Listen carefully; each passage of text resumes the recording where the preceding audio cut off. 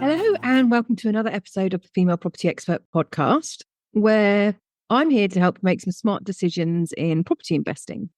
So no matter where you're starting from, it's always a good idea to get as much information as you can about the particular strategy you want to do. Now, I'm Emma Morby, and today I'm going to talk about one of the most exciting and sometimes nerve-wracking parts of property investing, which is property auctions.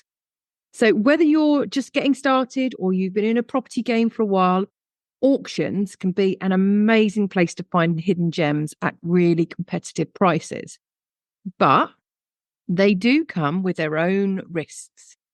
So in this episode, I'm going to guide you through everything you need to know about property auctions, from how to find properties, understanding the legal packs, to smart bidding strategies that actually will ultimately help you walk away with a greater deal.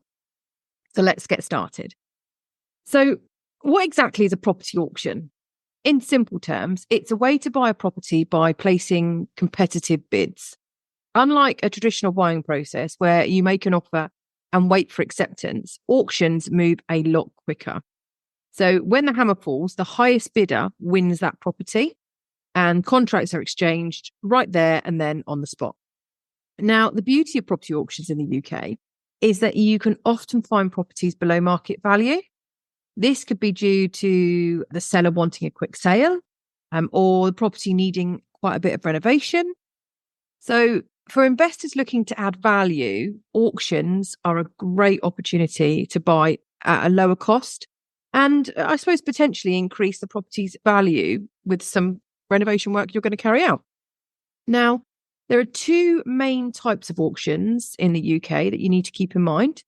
There's a traditional auction and a modern method auction. So traditional auctions are exactly kind of what you imagine. You're in a room, or actually increasingly, to be fair, it's online these days. You've got lots of other bidders there. And once the gavel falls, you pay your 10% deposit immediately and you have to complete the purchase of that property or of that land within 28 days. Now, the modern method auction allows for a longer completion window, not always, but sometimes. Often 56 days is the longest you can take the completion window to. And they're a hybrid of traditional auctions and private treaty sales. So they tend to attract buyers who want a bit more time kind of to arrange finance or, get investor funding, that sort of thing. Now, both have their advantages. But for the purposes of this podcast, we're going to focus on the more traditional auction, as these ones are kind of where you're most likely to find the real gems at bargain prices. One of the first questions people ask is, where do I even find these auctions? Well, luckily in the UK, there are plenty of resources to help you get started. A few of the best places to find auction properties: Auction House UK. Now, this is one of the biggest property auction companies, and they host auctions all across the country, both in person and online. Then there's Savills Auctions. Again, this is another well-known name and a great place to find what I'd say is higher-end properties or unique investment opportunities like castles and things like that. Also, residential auctions. These are known for offering a range of residential properties. Often they're within good investment potential as well. And then you've got your traditional Rightmove and Zoopla. Yes, even the big property portals offer the auction sections. This is where you can put your filtered properties in, specifically looking for properties sold by auction. And then occasionally you've got local councils. So sometimes local council auctions, they kind of auction off properties that they own. This is getting rare nowadays because a number of councils no longer own their portfolio. Now, if you have got a local authority that owns their own properties, then those that are derelict or in need of major refurbishment tend to be available to buy via local auction. Now, you can keep an eye on council websites and sign up for any alerts that they have, but please bear in mind, not all local authorities do this. To be fair, I highly recommend signing up for auction newsletters or email alerts from all of these sources. Many auction houses publish their catalogues kind of weeks in advance, so it'll give you time to browse before actually the auction day arises. You can do your research or your due diligence. So it's good to have them kind of pop up on an alert to tell you that something's new than it is to find it a week before the auction. Now, before getting too excited about bidding, often people get very excited and carried away. There's something absolutely essential that you need to understand, and that's the legal pack. Every property sold at auction comes with a legal pack. This contains key documents that you, or ideally your solicitor in theory, need to review carefully. The pack typically includes title deeds. So this shows who owns the property and any restrictions or covenants. Searches. So this could include local authority searches like drainage, water, environmental searches, that sort of thing. Leases or tenancy agreements. This is assuming the property is tenanted. And any special conditions of sale. So this outlines any additional terms that apply to the sale. This could be something like a buyer's premium or specific completion terms. You want to review this legal pack before the auction day, okay? And trust me, if you're not confident reading through it yourself, please get a solicitor who specialises in auction properties. There might be things such as boundary disputes, planning restrictions, or even actually outstanding debt on a property that could come back and bite you in the arse later on. I'm going to give you an example, actually. So I once saw a property in London that looked like an amazing deal at auction.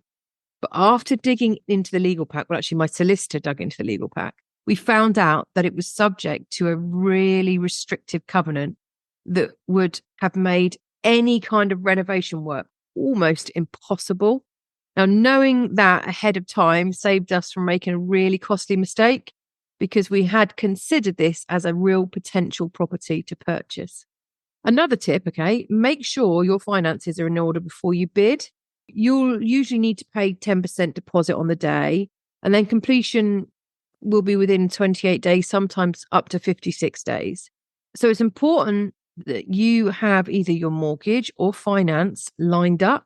Some auction properties are cash only as well. Be aware of that. So check the details in the legal pack just to make sure. So you found a property in an auction catalogue that looks promising. Okay, let's go with that. What do you do now? The key here is research, research, research. I cannot tell you how many people I see who brought property in an auction and then regret doing it because they haven't done their research. First, go and see the property in person if possible. Auction properties often need work and pictures can be deceiving, believe it or not. Even if you plan on hiring contractors for the renovation work, you need to get a sense of the layout, the structure itself, and the condition.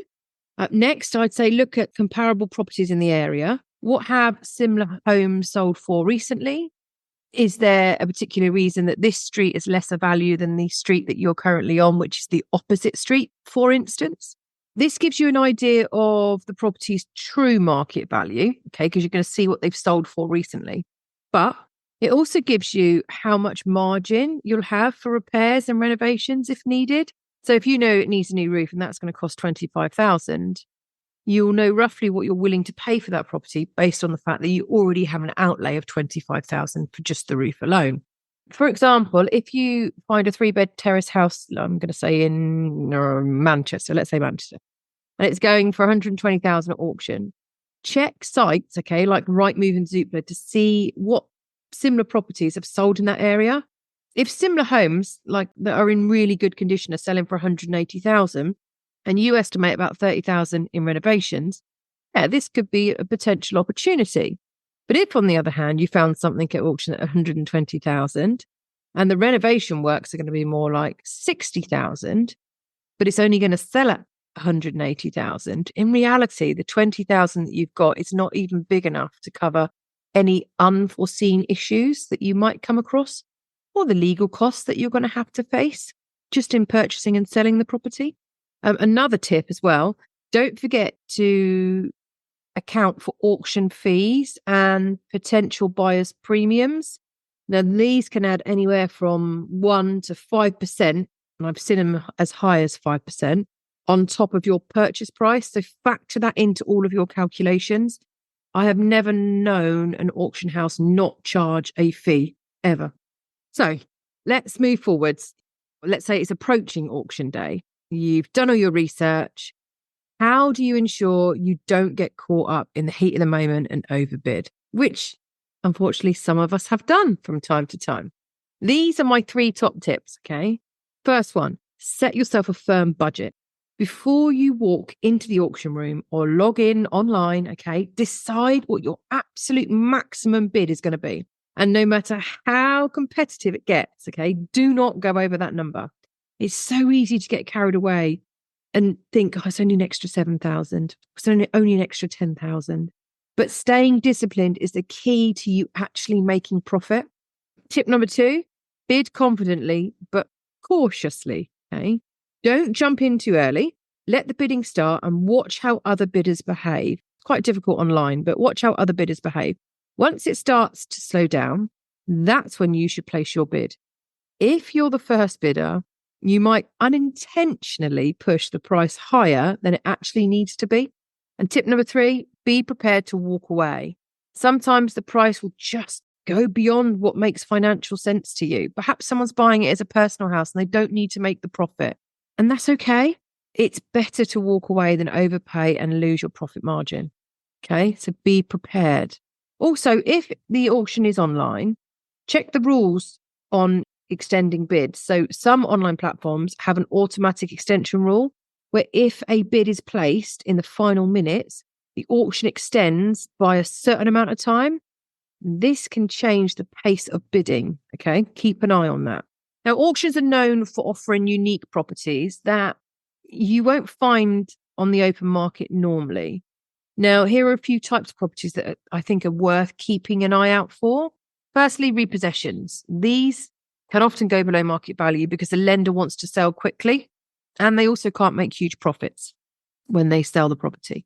Properties that are in need of renovation, if you have the experience with refurbishments or you are willing to take on a fixer-upper, these properties can be brought so cheap and transformed into potentially high-value homes.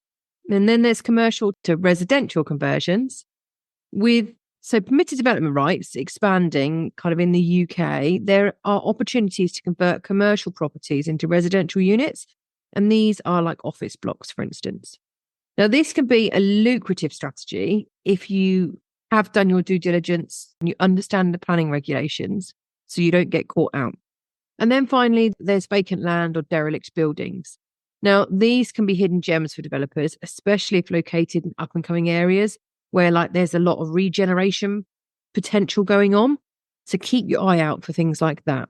So to wrap up, basically, property auctions are an incredible opportunity for savvy investors, but they will require preparation, research, and you being disciplined. So make sure you thoroughly review that legal pack, visit the property in person, and set clear budgets for yourself before the actual auction day. And as a final tip, okay, if you are new to auctions, I recommend attending a few just to observe. Don't buy anything. You don't have to bid, but get kind of a feel of how the process works. It will boost your confidence when the time comes, but also you'll understand the different types of terms that auction houses set. Now, for more resources, obviously, check out websites like Auction House, Savills Auction, Rightmove, Zoopla, those sorts of areas, because they all offer the ability to filter through auction properties. And it's so easy now to find property deals right from your sofa. You can literally go through and find stuff from your sofa. So if you're looking at buying auction properties, it's a brilliant way to make money, but you have to be sensible, keep your head, and make sure you don't overbid. Thanks for tuning in to this episode of the Female Property Expert podcast. If you found this episode helpful, don't forget to subscribe and also leave a comment below. If there's anything you'd like me to talk about, please leave a comment below. This came through from a lady called Anne, who was really keen to learn about auctions. So thank you, Anne, for bringing it to our attention, and happy investing.